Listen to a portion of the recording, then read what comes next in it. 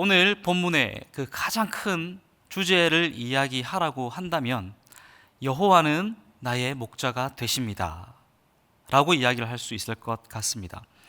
목자라는 그 개념이 왕을 설명하는 데 있어서 고대 근동의 사회에서도 주로 이런 표현을 통해서 왕을 설명하곤 했습니다. 성경에도 많은 구절 가운데서 이 목자라는 이야기들이 자주 등장을 합니다. 시편 28편, 시편 77편, 시편 100편, 여러 가지 구약 성경에 보면 목자라고 설명되어 있는 그 구절들이 꽤 많습니다. 주로 하나님을 설명할 때 이 목자라는 이미지를 보여주는데 두 가지 함의적 의미가 있습니다. 첫 번째는 뭐냐면 통치의 개념입니다. 목자가 하는 일이 뭡니까? 양떼를 끌고 좋은 곳으로 이동하는 역할들을 합니다. 그래서 목자는 통치라는 개념이 있습니다. 두 번째는 꼴을 먹이는 자라는 의미가 있습니다. 그래서 목자는 자비로운 왕이라는 이미지가 형성화되어 있어요. 이런 목자라는 이미지를 이 이스라엘 백성들이 들었을 때 떠오르는 이미지가 있는데, 출애굽 이후에 광야 시절에 하나님께서 그들을 어떻게 인도하셨는지에 대한 그 이미지가 떠오르게 됩니다. 그들이 출애굽 이후에 광야라는 곳에서 하나도 먹을 게 없고 마실 것이 없는 그 장소에서 여호와의 임재를 경험하고 하나님이 내려주시는 만나와 메추라기로 그 양식을 삼고, 또한 불기둥과 구름기둥으로 그들을 안위하시고 보호하셨던 그 여호와의 능력을 기억하게 됩니다. 그래서 목자라는 그 이미지가 보여줄 때는 이스라엘 백성들 마음 가운데 보호하시고 나를 지키시고 나를 살피시고 나를 이끄시는 하나님에 대한 이미지가 형상화되는 거죠. 근데 재밌는 것은 보통 목자, 여호와는 목자다라는 이미지가 나올 때는 집단과 하나님의 관계에 대해서 설명하는 경우가 많습니다. 삼일교회와 하나님, 이렇게 이미지가 형성화되는 것들이 많아요. 근데 오늘 특이하게도 오늘 본문에는 뭐라고 이야기하냐면 여호와는 나의 목자이십니다, 이렇게 이야기를 합니다. 나 개인과 목자가 연결되는 구절은 흔치 않습니다. 김정우 교수님께서는 이 나의 목자라는 이 대목에서 용례가 목적격적 소유격으로 사용되었다라고 이야기를 해요.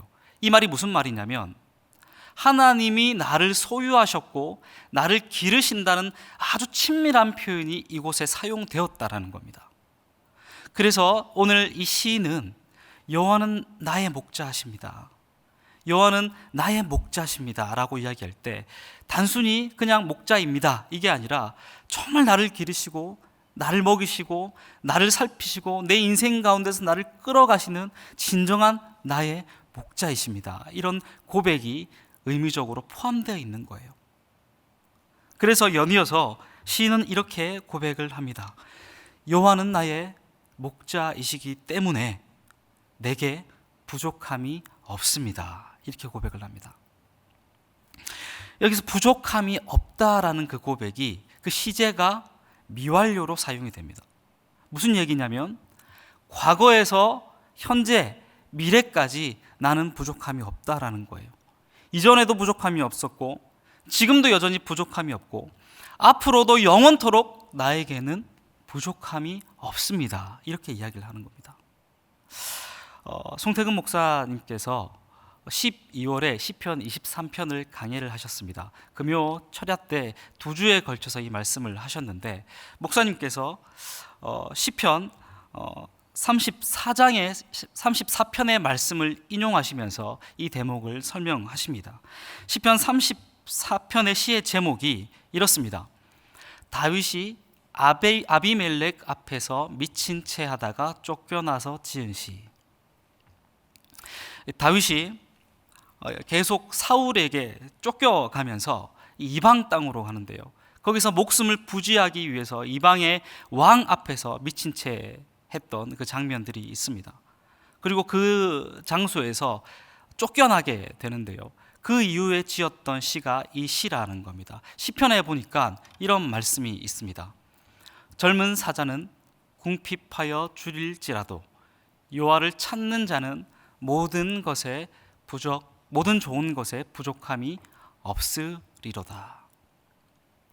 다윗의 상황을 보고 이 시인의 상황들을 살펴봤을 때는 부족함이 많습니다. 그 상황 자체를 놓고 본다면 그에게 있어서 목숨의 위협을 느끼는 그 상황적인 부족함이 있고요, 그를 따랐던 사람들은 혼란당한 자, 빚진 자, 마음 상한 자들입니다. 고관내직들이 그를 따랐던 게 아니에요. 여전히 그의 삶 가운데는 결핍들이 항상 존재하는 그런 상황입니다. 그럼에도 불구하고 그 시인은, 다윗은 뭐라고 고백하냐면 나에게는 부족함이 없다라고 고백을 합니다. 오늘 그 시편 34편의 그 고백이 오늘 본문인 시편 23편의 그 고백과 맞닿아 있다고 생각이 들어요. 뭐라고 이야기를 합니까? 여호와는 나의 목자십니다. 그렇기 때문에 그거 하나만으로도 내게는 부족함이 없습니다. 우리의 삶 가운데 여러 가지 부족한 것들이 보입니다. 여러 가지 어려운 것들이 보입니다. 그 상황 가운데 함몰하게 될 때 우리는 결코 여호와 한 분만으로 우리는 부족함이 없다라는 고백들을 할 수가 없습니다. 그런데 오늘 시인은 그 상황들을 바라보고 그 환경들을 바라봤던 것이 아니라 하나님께 집중을 합니다. 그리고 이런 이야기를 합니다. 내게는 부족함이 없습니다. 그 부족함이 없다는 그 근거를 2절부터 6절까지 말씀에 쭉 기록하고 있습니다. 2절을 보니까 이렇게 기록합니다. 그가 나를 푸른 풀밭에 누이시며 쉴만한 물가로 인도하시는도다. 푸른 풀밭이라는 것은 연한 풀이 아주 많은 장소라는 의미예요. 그리고 쉴만한 물가는 잔잔한 물이, 아주 좋은 물이 흐르는 그 특정한 장소를 의미합니다. 제가 몽골 선교 담당인데요, 이 몽골 땅을 가서 보는 가장 많은 동물이 양떼입니다. 양 무리들이 한 1000마리씩 2000마리씩 그냥 그 초원에 방목되고 있는데, 이들을 잘 지켜보고 있으면 재밌는 것들이 있습니다. 그 몽골 땅은 이 강이라는 것이 이렇게 잘 만들어져 있지도 않고 심하게 흐르지도 않습니다. 그냥 초원을 지나가다가 보면 물줄기가 하나 흘러가고 있는데 그게 보통 일반적으로 강이라는 거예요. 근데 참 재밌는 거는 그 강이 생각보다 그 강폭이 좁고 물살이 센데 이 주변으로는 양떼들이 와서 물을 마시지 않습니다. 물에 휩쓸려 가기 때문에 그 물이 센 곳에서는 절대 양떼들이 와서 물을 마시지 않아요. 어디서 물을 마시냐면 잔잔한 물가에서, 잔잔하게 흐르는 그 물에서, 혹은 웅덩이에서 양떼들은 물을 마십니다. 오늘 이 다윗이, 오늘 이 시인이 뭐라고 고백하냐면 하나님이 내가 마실 수 있는 그 물과 내가 먹을 수 있는 그 풀을 나에게 직접적으로 허락하셨습니다. 이렇게 고백을 하는 겁니다. 때에 맞는 그 은혜를 나에게 허락하십니다. 이렇게 고백을 하는 겁니다. 우리가 자칫 이 말씀을 잘못 해석하면 내가 이러이러한 사회에 어떤 것들이 없는데 하나님께서 나에게 물질적 풍요를 주시고 정신적 풍요를 허락하셨습니다 라고 해석할 수 있습니다. 그런데 오늘 말씀은 그것보다 궁극적인 이야기들이 더 많은 겁니다. 오늘 다윗에게 하나님께서 이런 말씀을 하십니다. 내가 너를 푸른 풀밭에 눕게 하고 쉴만한 물가로 너를 인도할 거야. 다윗에게 있어서, 시인에게 있어서 가장 시급한 쉴만한 물가와 그리고 푸른 풀밭은 어디이겠습니까? 하나님을 만나는 성전인 겁니다. 하나님을 만나는 임재의 장소인 겁니다. 거기서 하나님이 주시는 그 말씀을 먹고 하나님이 주시는 은혜를 경험하고 하나님을 만나면서 모든 것을 다 충족하는 거예요. 하나님의 나라 그 가운데 거하는 것, 그것이 오늘 이 푸른 풀밭과 쉴만한 물가로 지정되는 어떤 특정한 장소라는 겁니다. 오늘 이 말씀을 우리에게 적용하면 오늘 실현된 이 하나님의 나라, 에클레시아라고 불리는 교회, 그것이 우리에게 있어서 쉴만한 물가가 되는 것이고 또 푸른 풀밭이 되는 겁니다. 그곳에서 하나님께서 우리를 부르셨습니다. 교회에 부르시고 우리에게 말씀을 허락하시고 그 말씀을 아주 곱게 씹어서 우리에게 필요한 양식을 하나님께서 지금도 우리 가운데 허락하시는 거예요. 그것으로 충분합니다. 그것으로 충분합니다. 여호와는 나의 목자가 되시고 그곳 가운데서 주의 말씀을 먹이시는 것으로 나는 충분합니다. 시인은 오늘 이렇게 고백하고 있는 겁니다. 그 덧붙여서 3절에 이런 말씀을 기록되어 있습니다. 내 영혼을 소생시키시고 자기 이름을 위하여 의의 길로 인도하시는 도다. 에베소서 2장 10절의 말씀을 보면 이런 말씀이 기록되어 있습니다. 우리는 그가 만든 바라 그리스도 예수 안에서 선한 일을 위하여 지으심을 받은 자니 이 일은 하나님의 전에 예비하사 우리로 그 가운데서 행하게 하려 하심이라. 그리고 에베소서 2장 1절에 보더라도 이런 말씀이 있습니다. 그는 허물과 죄로 죽었던 너희를 살리셨도다. 우리가 다 죽은 자였습니다. 우리가 다 개같은 그런 죽은 자였던 자들입니다. 우리는 다 어둠에 처해 있던 자들이었습니다. 근데 하나님께서 시인을 건지시고 우리를 건지셔서 그 영혼을 어떻게 했다라고 고백하고 있냐면 소생시켰다라고 이야기를 하고 있습니다. 에베소서 2장 1절에는 우리가 이미 허물과 죄로 죽었던 자라고 명하고 있습니다. 근데 그 죽었던 자가 하나님의 강권적인 은혜로 인해서 살림을 받았다라고 기록하고 있는 겁니다. 오늘 시편의 이 시인은 이렇게 얘기를 합니다. 나는 죽었던 자였습니다. 하나님 없이 그냥 죽었던 자였는데 하나님이 내 영혼을 살리셨습니다. 어둠 가운데 처해 있던 나를 하나님께서 살리셨습니다. 그리고 그의 이름을 위해서, 자기 이름을 위해서 나를 의의 길로 인도하셨습니다. 여기서 우리가 오해하지 말아야 될 것들은 자기 이름을 위하여라는 단어입니다. 이게 하나님의 이름을 위해서 우리를 부르시고 의의 길로 인도하셨던 것이 아니라 하나님의 이름에 걸맞게라는 의미예요. 하나님의 성품 그대로 우리를 부르셨다라는 것을 보여주고 있는 겁니다. 하나님의 성품에 걸맞게 의로운 길, 바른 길로 우리를 부르셨는데 여기서 길이라고 명칭되어 있는 이 단어는 일반적인 시온의 대로, 아주 넓은 대로, 좋은 대로가 아닙니다. 오솔길과 같은 좁은 길입니다. 그 길은 협착하고 때로는 위험하고 넘어질 수 있고 아주 힘든 그 길이라는 것입니다. 그래서 여기서 말하는 의의 길이라는 것은 우리가 흔히 가는 아주 좋은 길이 아님을 성경은 이야기하고 있습니다. 아주 좁은 길이고요. 그 길을 걷다 보면은 아주 힘들고 고된 길이라고 성경은 이야기하고 있는데 4절을 보니까 4절을 보니까요 이렇게 되어 있습니다.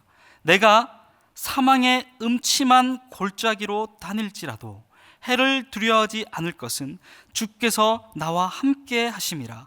주의 지팡이와 막대기가 나를 안위하시나이다. 이렇게 기록하고 있습니다. 하나님이 주신 그 바른 길, 그 오솔길, 그 협착한 길로 가다 보면 우리가 만나게 되는, 마주하는 그 길이 사망의 음침한 길이라는 겁니다. 사망의 음침한 길을 원문 그대로 해석을 하면 어둠입니다. 어둡고 어두운 길로 우리를 때로는 그 목자가 인도하신다는 거예요. 송태근 목사님께서 작년 12월에 이 대목을 이렇게 해석을 하십니다. 목자가 때로는 양떼를 골짜기 같은 아주 험한 험지로 때로는 인도를 합니다. 이스라엘은 기본적으로 그 토지가 황폐하기 때문에 좋은 풀을 찾기가 쉽지가 않습니다. 그래서 좋은 풀을 찾으러 이리저리 다니다가 골짜기에 그 좋은 풀들을 발견하곤 하는데 그 좋은 풀을 먹이기 위해서 골짜기로 양떼들을 인도한다라는 거예요. 근데 그 양떼들이 그 골짜기 길을 걸어가면서 비명을 지른다는 겁니다. 힘들다고, 왜 나를 이런 길로 인도하냐고 비명을 지른다는 거예요. 근데 놀랍게도 그 골짜기 길을 가서 그 풀을 뜯어 먹고 돌아온 양떼들은 놀랄 만한 체력이 길러지고 없던 맷집들이 생겨나고 더 건강해진 모습으로 돌아온다라는 거예요.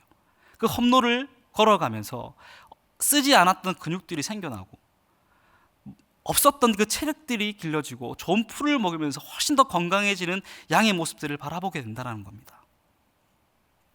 근데 놀라운 건요, 그 험로를 걸어가면서 그 어둠의 길을 걸어가면서 하나님께서 우리에게 약속하신 그 말씀이 뭐냐면, 해를 두려워하지 않을 것은 주께서 나와 함께 하시는데 그 지팡이와 막대기가 나를 안위하신다는 겁니다. 결코 죽지 않는다라고 이야기를 하는 거예요. 그 사망의 골짜기 그 가운데로 떨어지지 않는다고 이야기를 하는 겁니다.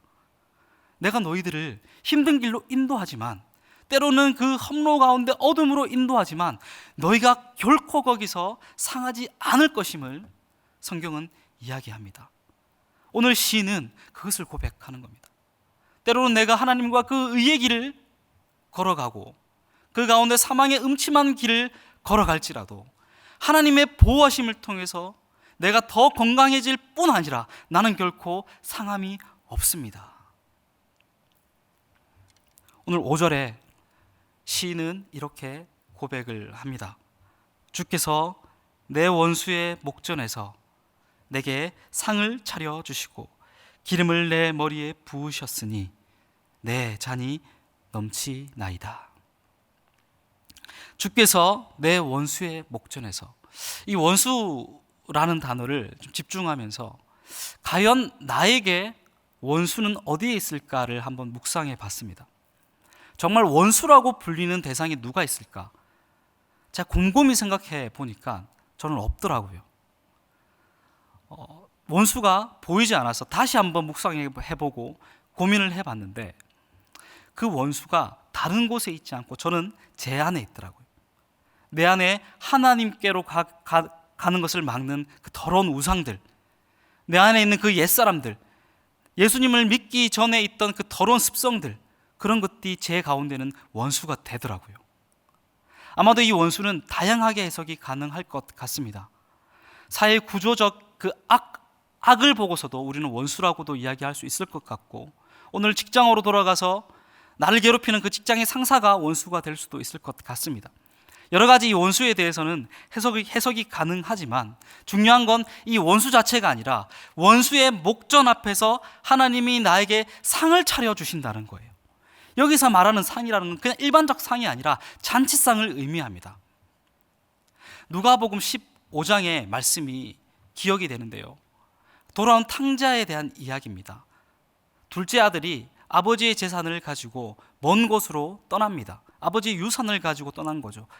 그리고 거기서 외국에서 놀고 방탕하게 생활하면서 그 돈을 다 써버립니다. 쥐염 열매를 먹고 살아가고 있는데요, 문득 그런 생각이 듭니다.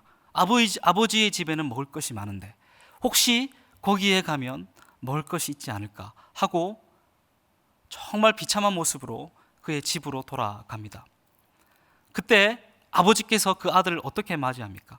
두 팔을 벌려 환영하고 가장 살찐 송아지를 잡아서 잔치상을 베풀어 줍니다. 그에게는 가장 좋은 옷들을 입히고 손에는 가락지를 끼우고 머리에는 기름을 바르면서 너는 내 아들이다, 왜 이제 왔느냐라고 환영합니다. 오늘 이 본문에 다윗 앞에 차려져 있는 이 상은 무엇을 의미하냐면 너는 내 아들이다 라는 겁니다. 아버지께서 그 험로와 그 깊은 골짜기 가운데 하나님께서 안위하시고 보호하시고 푸른 풀밭과 푸른 초장에서 그를 먹이셨던 그 하나님께서 시인에게 뭐라고 이야기하냐면 기름을 바르면서 너는 내 아들이다 라고 이야기를 하는 겁니다. 하나님은 그런 분입니다.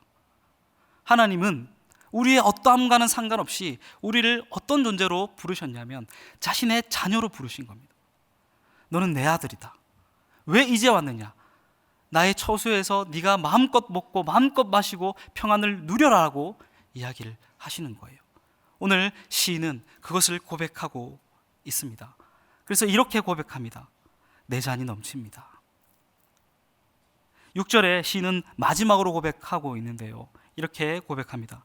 내 평생의 선하심과 인자하심이 반드시 나를 따르리니, 반드시 나를 따르리니.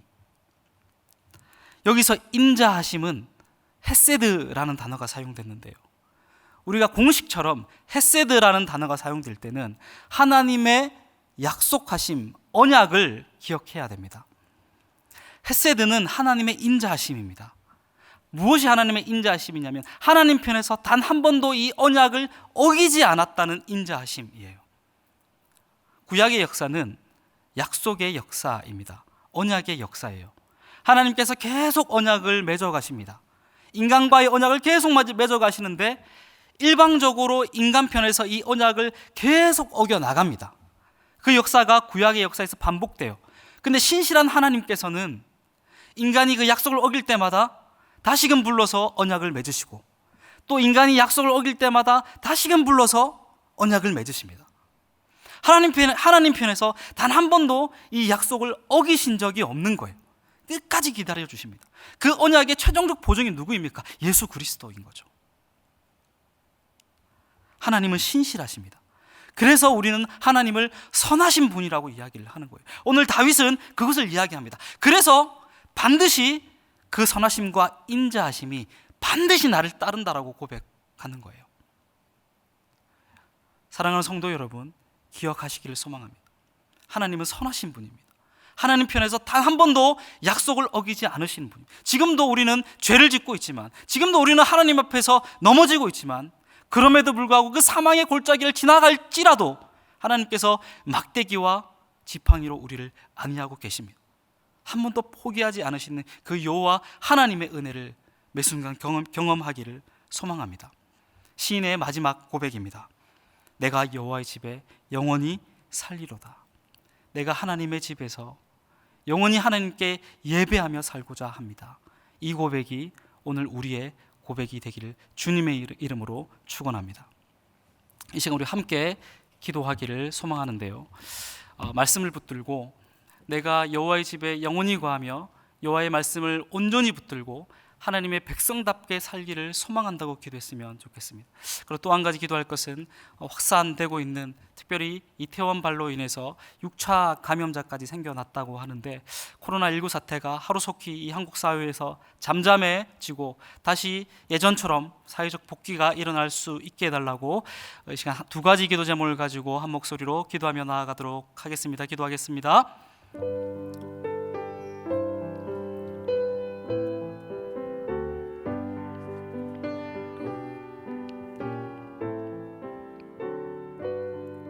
사랑하는 시간 아버지 기도합니다. 주께서 아버지 은혜를